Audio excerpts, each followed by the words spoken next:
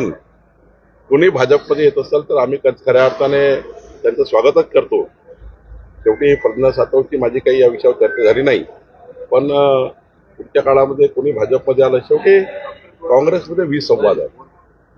काँग्रेसचा पायपोस कुणाच राहिला नाही आणि त्यामुळं विसंवादामुळं कार्यकर्ते हतबल झालेले आहेत, नेते हतबल झालेले आहेत. कुणाशी बोलावं, कुणाही चर्चा करावी, काही त्या ठिकाणी काँग्रेसमध्ये ठाव ठिकाणा नाही आणि म्हणून मला वाटतं मोठ्या प्रमाणावर असंतोष काँग्रेस पार्टीमध्ये आहे, आमदारांमध्ये आहे, खासदारांमध्ये आहे आणि त्यामुळं पुढच्या काळात त्यांचं भविष्य नाही आहे. त्यामुळं मला असं वाटतं की या ठिकाणी